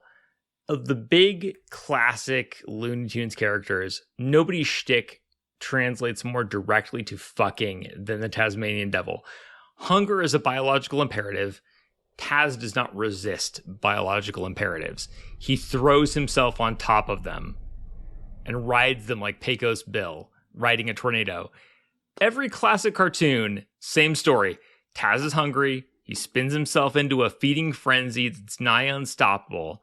There's your cartoon, because somebody's got to stop him, right? Somebody's got to stop him from turning loose his hunger on the world, but nobody has to stop him from turning loose his hunger on me.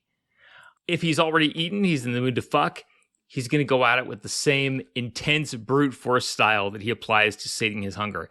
Except there won't be any Bugs Bunny there to cockblock him. I just feel like when you watched Taz as a kid, did you not yearn to see him just fuck everything up? Did you not yearn to see him satisfy what is clearly in him, but every cartoon is about stopping him from doing it? You get to drill a hole through the tree in the cartoon, sure. You don't get to destroy the tree. Destroy me, Taz. That's all I'm saying. His one weakness in ravaging the countryside is going to be a strength in ravaging me, which is that he has enough of a brain and a heart that when someone doesn't match his energy, he stops. Right? Like a sharp, hey, or excuse me, can I give you some notes? That's enough to push his stop button, or like, let's be honest, his pause button. And that's all that I need. Kris, I have to say, no sentence has left me in greater anticipation of the final word than you saying, when you were a kid, didn't you just want to watch Taz fuck everything up? All right, number 3, whoever. I think it's me. Okay, this is actually a big feels for me because I'm bringing in double duty from a friend who also had an opinion that I feel like I need to share with the class. I brought up this subject to a couple of my friends, and I'll tell you who my pick is in a minute. I brought up the subject to a couple of my friends before we started playing D&D a couple of weeks ago, and I feel like it's important that everybody knows that my friend, former guest of the show, and professional Batmanologist Christopher Sims, said that he wasn't sure Looney Tunes would be a good pick, and after a pause, he said that the reason he wasn't sure was because the top pick was so obvious. And before I could even ask him why or even who, he said, Wile E. Coyote is my number 3. Oh my God, you have to give me a warning, because I'm like, I don't want to piss myself with laughter at this shit. This is amazing. Wile E. Coyote, he said, is relentless, thorough, meticulous. He is so single-minded in his pursuit of the Roadrunner. And you know what? I think Kris is right. He's got a very good point. Wile E. Coyote is out there every goddamn day doing his best, coming up with new, fresh ideas for how to make you come. And he is completely unafraid of fucking up and trying again. He is erudite. He is a certified genius. I mean, he doesn't mince words. He chooses every moment carefully and will absolutely pursue your pleasure to the exclusion of everything else in the goddamn world. The problem, my friends, is that he buys all his sex toys and equipment from Acme. And that, I mean, I'm actually with Dan here. The Acme brand Turbo Vibratomix Ultra Dildo Fuckathon 3000 with karate chop action is guaranteed to literally explode inside whatever hole you prefer, and you will be pissing shrapnel for weeks. That is exactly right. Go on. We were so concerned about whether we could karate chop the pussy. We never stopped to think about whether we should. And maybe sometimes you should karate chop the pussy. I'm just saying. Mm-hmm. But, the explosion is the problem. So, the problem is that you just have to send him a link for, extreme restraint. The thing is that you have to turn him on to a better goddamn company. But this dude is so fucking sold on the very idea of Acme. He's a brand loyalist, and you cannot get him off of that shit as much as you want to get him off of that shit. Okay. I think you're very wrong about Wile E. Coyote. I think that this Acme obsession indicates a deeper character flaw. But I am in love with you. Please don't. It's just we need to work some things out. All right, who is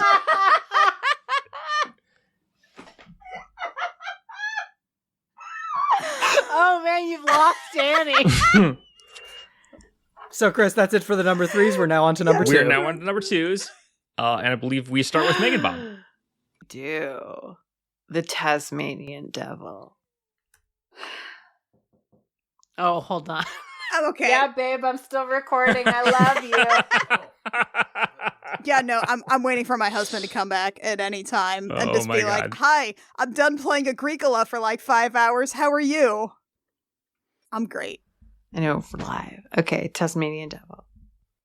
You ever had someone growl at you when you tried to get them to stop eating you out, but yet would respond to a very firm, "You're being a bad boy, and I don't like it."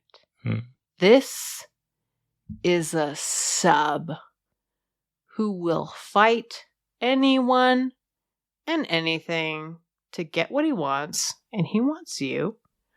But when he's in subspace, you are a god. You can take that snarl that everyone in the outside world gets, and with the brush of your hand, you can make him purr. He will never fully understand the control that you have over him. But when you say, "Sweetie, drop to your knees right now," he will bare his teeth, but he will do it every fucking time. I'm in love. I would like to jump in here. I'm in love. I would like to jump in here because my number two is also the Tazmanian Devil. Please tell me more fanfic. This is a big feels for me. To think that I said that Speedy has no patience for foreplay. So my process on this show is to envision a sexual experience between like a variant me and the character. And so they have sex, and then I say to my variant, "Hey, how did things go? How, what was it like? Are you happy with your experience, you know? So, my hypothetical variant self just stumbled out of the bedroom, hair standing on end, covered in mud, which is not in my room, clothes in tatters, out of breath, not entirely sure of where he is. Will sex with Taz be good? I don't know. Would a sexual experience with a tornado be good? An earthquake? An asteroid strike that changes the shape of continents? It's certainly not one that you're going to forget anytime soon. And yet, he has an emotional center. Like, this tornado loves you. Fucking... Yeah, it's everything. Listen, we rated Animal #1 in the Muppets episode. I don't think it's any surprise the way that this particular episode is skewing at the moment. Let me maybe disrupt it. I think I'm next at number 2. With Witch Hazel. Does she fuck? Yeah. Hell yeah. Not even a question. She's completely comfortable with her body. She cackles at the top of her lungs in all situations. She literally chases whatever she wants. Like, pat, pat, pat, feet on the floor, chases whatever she wants. She's 100% femme, yet 100% non-normative. She eats kids. Yeah, I said it. She eats kids. Look, am I comfortable with every dietary choice she's ever made? Not necessarily. Women who don't engage in child cannibalism rarely make history. This is a woman who makes history. I am very proud to rep Witch Hazel here. Witch Hazel, not only does she eat children, she eats children with one tooth, which I think speaks very well of what she's willing to do with her mouth and how willing she is to be patient to get there. The question is not whether she fucks or whether it's good. The question is, and I implore you all to think about this, slow down and think about this. Think about that body. Think about the regimen of a woman who can make potions, magical potions for her self-care. The way she bakes over a hot cauldron, like the way she makes her potions, the way she is a rarity if she were a My Little Pony and yet she wears what she does. It's a paradox. Think about all those bobby pins, her lust for life, the fact that her hands are equally at home serving tea or pinching the tail off of a newt. Think about how the fuck she manages to be coquettish and grotesque at the same time. What the fuck is that green pussy like? I just have to know. What is it like?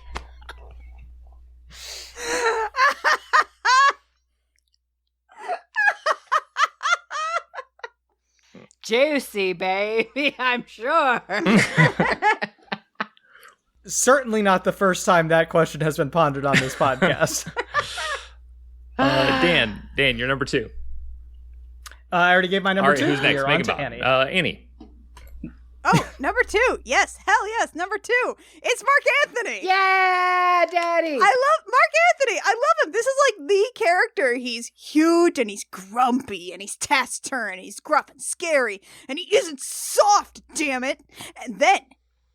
And then you introduce one relentlessly gentle and affectionate person into his life and he just collapses. Like, this is a guy who is waiting for you to ask for just like one single gentle caress and he will melt into you and do anything you ask. Like, this is the service switch. He will love you, he'll cherish you, he'll destroy your enemies for you. He will be utterly delicate with you and just terrified of fucking it up. Who doesn't love somebody who just like he just wants to do such a good job? Like, give me all the power in that relationship, Mark Anthony. Like, do it. I will be your queen, beautiful and terrible as the dawn. You shall love me and despair, Mark Anthony, and you will thank me for it. Good job. Yeah. Seems like his jam. I think Pussyfoot was not terrible enough for him, but maybe you can nail it. He's a and look. He just wants to know that he's a good boy.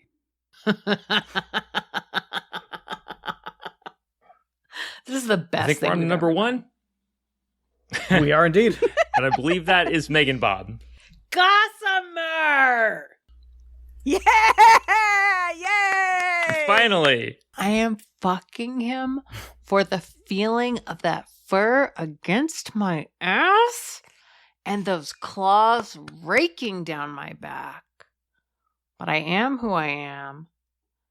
I am fucking him mostly for showering with him after. Ooh. He's gonna look like a wet dog. He's gonna need so much help with the conditioner. He's gonna have to shake dry. And then you're gonna need to blow dry him.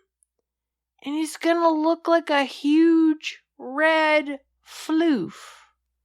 Oh, yeah. And when you giggle at him and he looks self-conscious, you get to snuggle up to him and say, baby, I love every goddamn thing about you. I cannot wait to buy more Drano for the shower. Oh,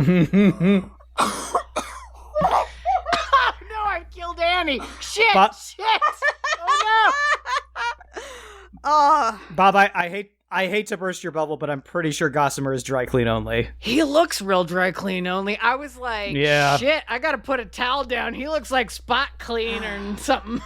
This one's for the monster fuckers. All right, I think that is me for number 1. Mm-hmm. And my answer is Slappy Squirrel. All right. She's tough. She's cranky. She's got a great sense of humor. She's clearly been around the block. Despite being jaded, she's capable of affection even through her cynicism. She's a realist, which is the kind of person you want to blow your mind. Fuck a romantic. I want a realist to blow my mind. I imagine her making fun of you when you start foreplay, telling you that you fuck like Elmer Fudd, then whipping out a comically huge strap-on. And then she says, "What, you never stooped a tune before? I didn't spend the 40s making smoochball comedies, sweetheart. Mama likes the hard stuff." Yeah. Perfect. Absolutely wondrous. Mm-hmm. Oh. My number 1 is Granny. Interesting. Damn. I was not paying attention. I didn't see this one coming. Let's go. Daniel Mulkerin. I So- never thought I'd see the day. Well, so Annie brought up the fact that, at one point in her timeline, Granny was indeed a Nazi-busting member of the Women's Army Hot as Corps. hell. That's not the only thing she's been. She's been a basketball player. She's been an MMA fighter. She's been an evil space queen. She's been a functional immortal. Like, even just plain vanilla Granny has enough of a twinkle behind those spectacles and just this, like, knowing smirk on her face that you know she knows what's up. Like, you know she has spent every year since, like, 1937 just absolutely expanding her repertoire. And she has so many decades that she is just willing and able to bring to bear on you. Compelling. We have one moment in this podcast to tell the listeners who we truly are, and Dan Mulkerin is a Tweety. Annie, who are you? Oh, man, Kit, I'm sorry you had to find out this way. Oh, shit. Is it just me now? Am I the last one? That's okay. you. Mhm. All right. I'm the basic bitch. Bugs Bunny. Oh, your pussy's so brave. Like, look. Like, where the fuck else? It's Bugs Bunny. He is the archetypical trickster figure. Like, America in particular has a history of rabbit trickster figures, and this one is no exception. And the thing about trickster figures is that, like, just speaking in terms of folklore and myth, like, they inherently flaunt any rules about gender, sexuality, any kind of social constructs. And Bugs Bunny celebrates this. In every single incarnation, Bugs Bunny has a wild charisma, whether it is manic and reckless or calm and self-assured. He is absolutely the person you want to be next to, and Bugs Bunny knows exactly how to flaunt his presentation. Like, it is the sheer confidence that makes him so attractive. And, like, look, Frankly, I think we're all ignoring the fact that people say fuck like rabbits for a reason. This dude can chew my carrots any day of the week. And he can do it however the fuck he wants, presenting however the fuck he chooses to, because I'm a bisexual bitch and I am down for it. Yeah. Whew. Good stuff. I'm bringing Annie into focus. Annie. Yes. Yeah, hit me. What's up? Big Chungus. More, less, or the same as regular bugs? I want it on the record, Kris breaking the format yet again. Big Chungus, I would say that is, I feel like all bugs are valid bugs, frankly. You're talking about like the antagonist against Porky Pig bugs, that's the same bugs. You're talking about the Fritz Frelling bugs, that's the same fucking bugs. Oh. You're talking about the Bob Iger bugs, that's Bob Iger, that's not the right one. Bob Clampett, that's the same fucking Bugs Bunny. What the fuck? All bugs are valid bugs. No, but I saw somebody hold up a sign of this bugs in the audience of an AEW show with no context. Just like Big Chungus picture. Big Chungus bugs is the same bugs. No, I'm with you. He thick. I feel like that's I want to say like look, I'm not looking it up right now, but I'm pretty sure if I remember my history, that is the those are the Fat Fudd cartoons. That is the Bob Clampett bugs, I think. Okay. Oh, but that is Bugs mocking Elmer Fudd, which is the truest Bugs. Look, right. I mean, I'll take those fucking risks. Yeah. He might turn that upon me, in which case we're fucking done, dude. But like, Bugs Bunny has many incarnations and all of them are sexy.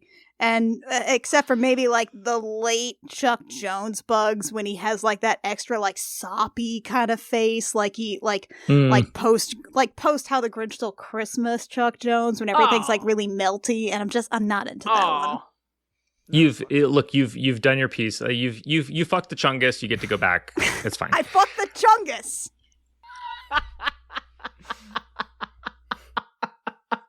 I love that step of the hero's journey. You know, the point in which the hero has to fuck the Chungus.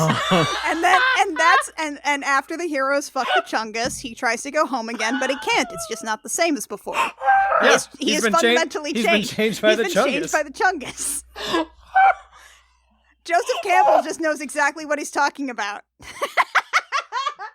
Look, the Chungus is a regular part of every single part of myth. It's like, what? I fucked the Chungus. What is in the tree? Nothing but the Chungus that you bring with you. Okay, whenever I'm less drunk, somebody has to tell me what my Chungus is so I can go fuck it.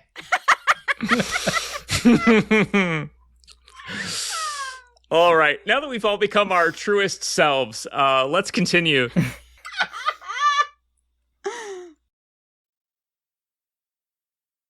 It's time to do something a little different from a mere Hard Choices episode.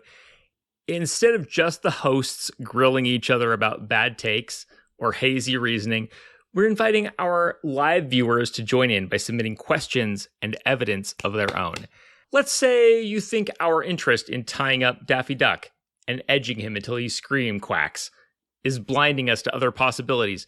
This is your chance to say, sure, I can get it up for duck teasing, but have you considered wabbit teasing? You could participate in one of two ways. Number one, submit a question here on Crowd Quack. Yes, Crowd Quack. Here on Crowd Quack, submit a question in the Q&A feature. We'll answer those to the best of our ability. If you want to call us on one of our takes, how us unpack those takes, that's the way to do it.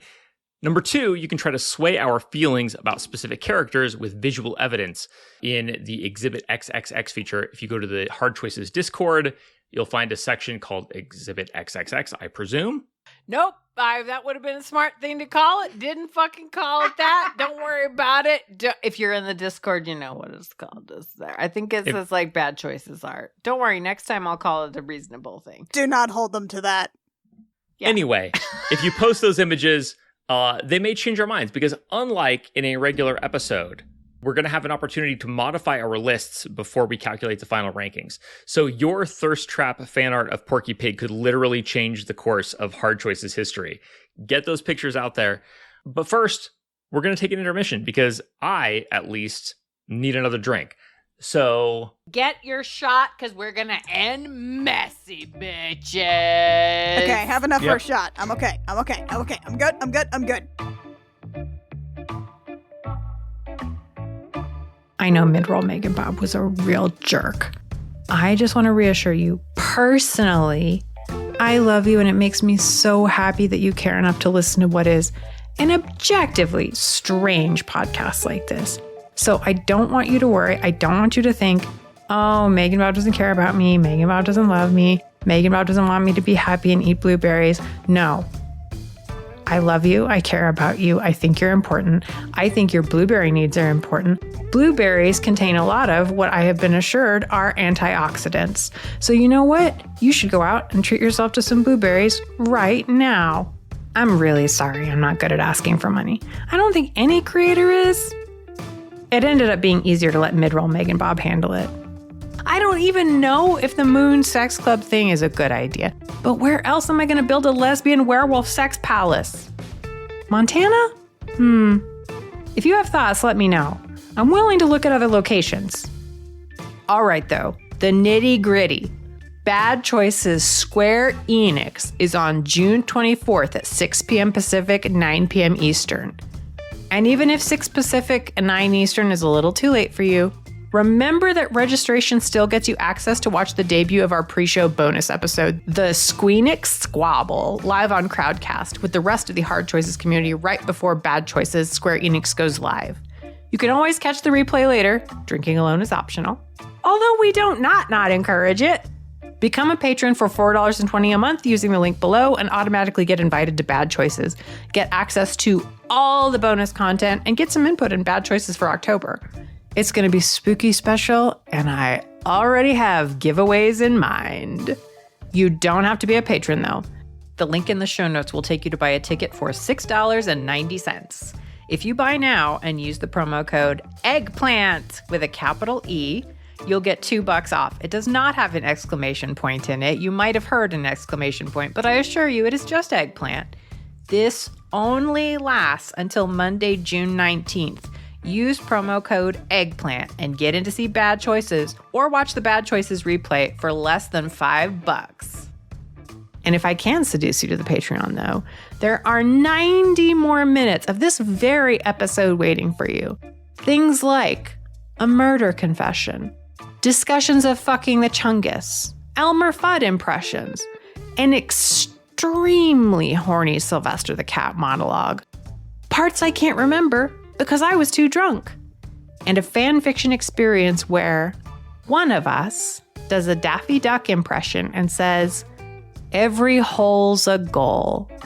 If that doesn't make you want to click the show notes and subscribe to Hard Choices on Patreon and or get a ticket to Bad Choices Square Enix coming to you June 24th at 6 p.m. Pacific, 9 p.m. Eastern, then I do not know what the frick will. If you missed any of the relevant information, it is in the show notes.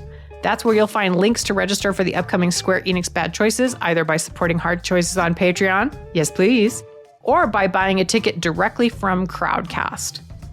I hope you enjoyed everything you've just heard, and I hope it makes you think, you know what? I do want to support Bob's blueberry consumption by becoming a patron of Hard Choices. But even if all that happened is that you laughed really, really hard and had a better day, that's really fucking great too. Thank you for listening and supporting the show. And remember, stay hard.